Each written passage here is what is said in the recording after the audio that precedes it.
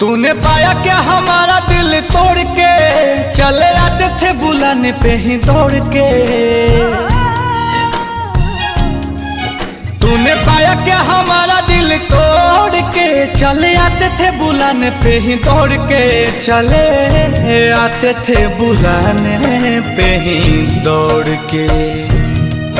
फिर गए मुँह हमसे क्यों मोड़ के, गए मुँह हमसे क्यों मोड़ के।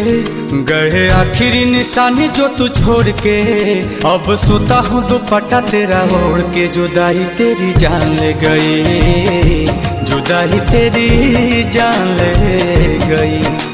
तुझे देखता हूँ साथ किसी और के, देखता हूँ साथ किसी और के। याद आती है पुराने उस दौर के। अब सोता हूँ दुपट्टा तेरा ओढ़ के। जुदाई तेरी जान ले गई, जुदाई तेरी जान ले गई। जब देखता हूँ साथ किसी और के।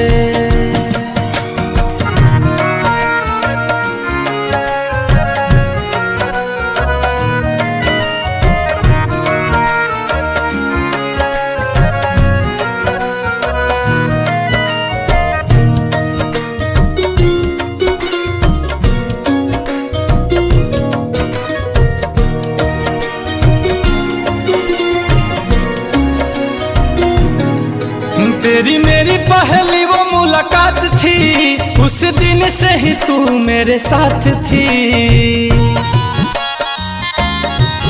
तेरी मेरी पहली वो मुलाकात थी, उस दिन से ही तू मेरे साथ थी। उस दिन से ही तू मेरे साथ थी।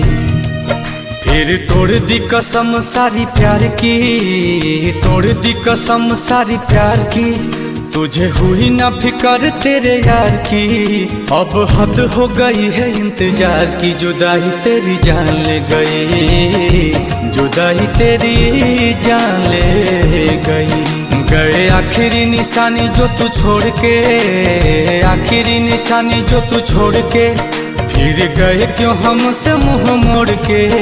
अब सोता हूँ दुपट्टा वहीं ओढ़ के। जुदाई तेरी जान ले गई, जुदाई तेरी जान ले गई। जब देखता हूँ साथ किसी और के।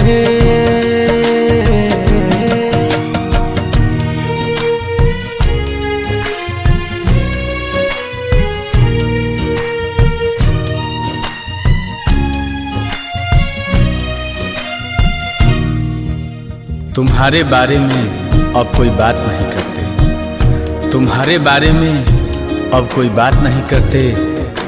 तुम्हें सोचकर अपना वक्त बर्बाद नहीं करते। पर जरा सा भी भूला नहीं हूँ तुम्हें, पर जरा सा भी भूला नहीं हूँ तुम्हें। वो अलग बात है कि तुम हमें याद नहीं करते। कैसे भूले वो बिताए साथ लम्हे, मुझे छोड़ने का तुझको ना गम है। ओ कैसे भूले वो बिताए साथ लम्हे, मुझे छोड़ने का तुझको ना गम है। मुझे छोड़ने का तुझको ना गम है। दिया दिल को जो तुमने जख्म है, दिल को जो तुमने जख्म है। नील कमल का टूटा भरम है। हाय रहबाए कैसा सितम है। आंसू की मुस्कान ले गई, जुदाई तेरी जान ले गई। गए आखिरी निशानी जो तू छोड़ के, आखिरी निशानी जो तू छोड़ के। अब सोता हूँ दुपट्टा तेरा ओढ़ के। चले गए नाता गहरों से जोड़ के। जुदाई तेरी जान ले गई, जुदाई तेरी जान ले गई। जब देखता हूँ साथ किसी और के।